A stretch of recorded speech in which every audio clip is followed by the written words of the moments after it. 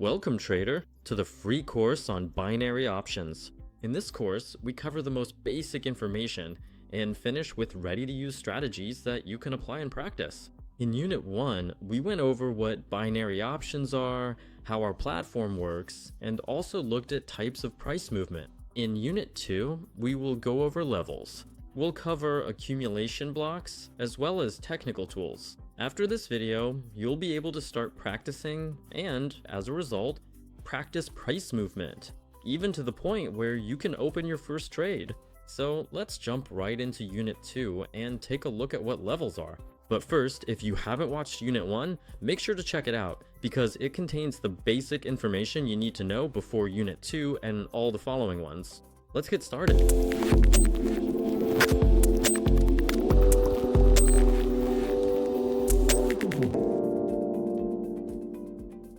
First, let's figure out what a level is and why it's important. Look, a level is a price value. Sometimes it's specific, sometimes it's more vague. So for example, we might have an entire range, say from 0.52 to 0.51. This is a price zone where most of the buying and selling takes place. So what's the point of a level? Look, let's say the price is rising, like we discussed in the previous lesson. The price is going up, nothing is stopping it, and at some point it hits a certain resistance and as a result can't go any further. Then we see a bounce off the level. So the price might break through it a little, but it will keep coming back. If there isn't enough volume, not enough buyers or sellers in the market, then we won't break through this level. We'll turn around and go lower. So right here, we've got accumulation. These are exactly the three stages from the previous lesson. We have an upward movement. That's what we're seeing here. We have a downward movement and accordingly, accumulation in the middle. So in this case, the level acted as our catalyst for the price to reverse. How does this work? Basically, there are big buyers or sellers here, just major players who don't want the price to go higher. So they'll do everything they can to make the price reverse and go lower. That's in their best interest. How exactly can we use the level? Actually, it's very simple. We have a resistance level above. Below, we have a support level. So below, there are also players who don't want the price to go lower, for example. As a result, we get this accumulation effect. That's why we can work here by trading the bounce off these two lines, the upper line, the lower line, and also off levels that appear as the price moves. I'll show you how to do that. So this is a pretty good tool that first can show us a market reversal and second can give us a decent entry point. So in fact, we can already use just one level, a single tool, to open a position and accordingly take profit from it. Let's see how this looks in practice. For example, look, here the price is approaching our price level. So I've marked it with our horizontal line. We can even make it bolder. And as soon as the price touches these values, I'll open my trade. How are levels built in general? How do you mark them?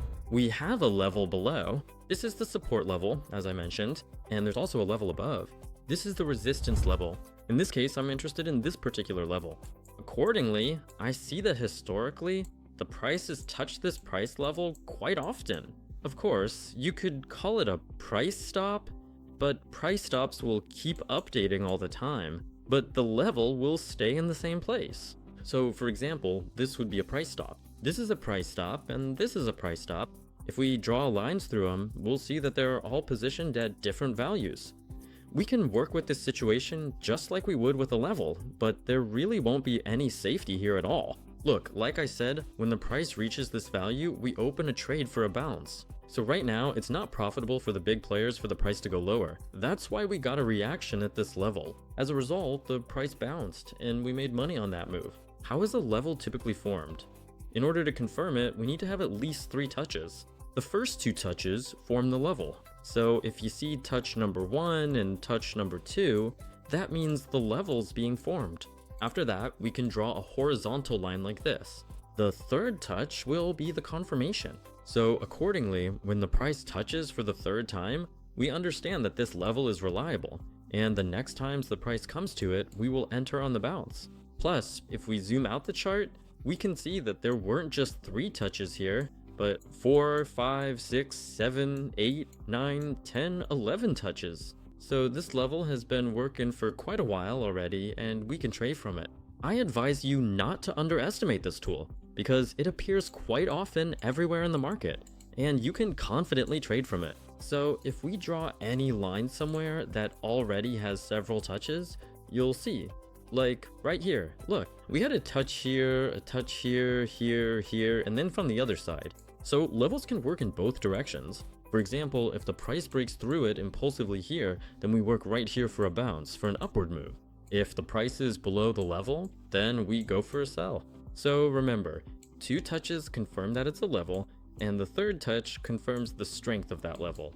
Mark the level and enter in the opposite direction. So once again, if the price comes from above, you enter for an upward move. If the price comes from below, you enter for a downward move. This is already a ready-made strategy you can use. Price stops. This is basically our corrective movement, which we discussed in the previous lesson. So the price is moving up, makes a kind of stop, meaning it's run out of steam and needs a break, then it goes into a correction, stops again, and then turns back upward. It makes another price stop and then goes down again. Very often, a potential stop can actually become a level for us. That is, when the price can no longer push past that move.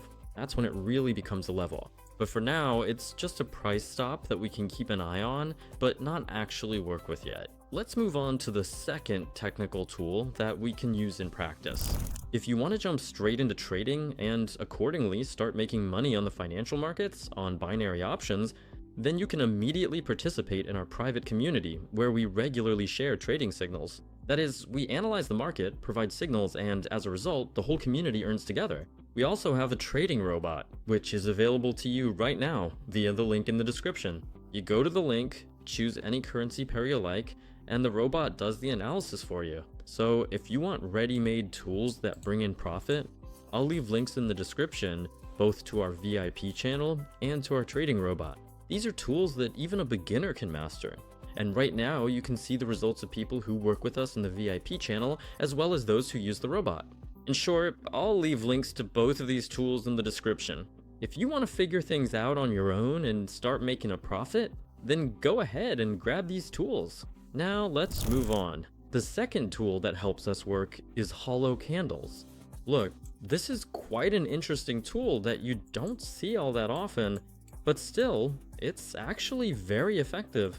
We actually have an impulse movement here right now, just like we can see it here. So we had a downward movement, then an impulse started, and as a result, a gap formed right here. Now I'll show it to you more clearly. Look, once again, we had an impulse movement. Then we had this kind of candlestick, and we look at our neighboring candlesticks at the wicks, which we actually discussed in the last lesson. So we're interested in this whole area that's between them. So in other words, there was no overlap by the wicks of this candlestick. For example, right here we had an overlap. So there's no gap at all. So if we draw lines between these two neighbors, they overlap each other. There's no gap here at all. Here too, everything was overlapped by a single candlestick. So when the price makes this kind of impulse, we often get these kinds of candles, which also act as a level for us. That is, if the price comes to them, we enter on the rebound. If the price comes to them again, we enter on the rebound again. But instead of specific price values, we just use the values of the candlestick itself. So once again, for example, we have a downward impulse. Then the price starts to rise, leaving behind this kind of gap. Well, for example, we have this kind of gap, and accordingly, this range is what will interest us. So the price rises, bounces off this boundary again, and goes even higher. That is, we'll use it as a level. Let's look at another example. Maybe we have some hollow candles like that somewhere nearby here.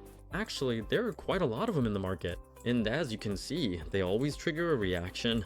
Not all candles will actually work. You need to choose them carefully. And mostly, they appear right after impulsive or sharp drops. Or, on the contrary, after a sharp rise. That's when these candles appear on the chart. But as I said, this doesn't always happen. So sometimes there won't be anything new in the market that we can spot and make money on. Here's another example. Look, here's the hollow candle. We mark it by the neighboring candle on the left, stretch it to the candle on the right, and we realize that there's a candle here. This is the gap that will interest us, and accordingly, we can make money from it. Let's take a look in practice right away on pocket option, how to work with these candles. Look, here's a situation like this on the British pound to the dollar. Let's break down this situation. In order to mark this instrument correctly, I need to go to drawing tools, select the rectangle, and mark exactly this candle here, the one that was hollow. So we mark it based on the two neighboring candles. Look, here we had an impulse. Here we had a neighboring candle, and here we had another neighboring candle. So there was a gap in the middle. We mark it with a rectangle like this. And as soon as the price comes in from above, we enter for a bounce. This strategy, this method, also works for us on 15-second candles with a 1-minute trade. The second option is 30-second candles, and accordingly, a 2-minute trade. You can mark the levels specifically by the 15 or 30-second candle. This will actually be very convenient. Also, I forgot to show that our levels are located right here. This is a horizontal line. You can also mark this range with 2 lines. For example, you mark it by the lower neighboring candle and the upper one, and you'll have this kind of zone. So when the price comes into it, like it comes here, you enter on the bounce, it comes again, you enter on the bounce again. You need to understand that the reaction usually happens right away from either our upper boundary or roughly from the middle. It's rare for the price to go all the way to the bottom, but here, this was exactly such an example. We figured this out. Now you have 2 tools you can mark and work from. Try experimenting with different candles. Sometimes these candles, like for example here, let's mark it with 2 lines. So look, I'm interested in this particular candle. It's actually empty, so I marked the 2 neighbors, the first neighbor and the second neighbor. Now let's see what happened here. When the price came here, it reacted multiple times. So you can use this both in such a movement and in some small impulsive move. It'll work there too. You need to watch and experiment here. Levels are found everywhere on the charts, just the same way. So here you really need to practice. What do I recommend you do after this video? Go, open the platform, select levels, horizontal lines, and also the rectangle. And then practice specifically with them. When you practice, you'll start to see a lot more movements. And look, you can already use these 2 tools to open trades. Your stats will be modest. You'll be able to close about 6 out of 10 trades in profit, but it's already a pretty good tool for practice. So choose 30-second camels. Again, these tools only work with regular Japanese candlesticks, not Heikinashi. With Heikinashi, we lose some accuracy, but we can still work with the trend. So usually stick with Japanese candlesticks, set S15 or S30, and just keep practicing. So over these 2 units, we've covered how everything is set up here, looked at levels, and discussed hollow candles. These are basically 2 similar tools, but they work a bit differently. If a level keeps giving us a reaction, a hollow candle might give us just 1 reaction and then push the price higher.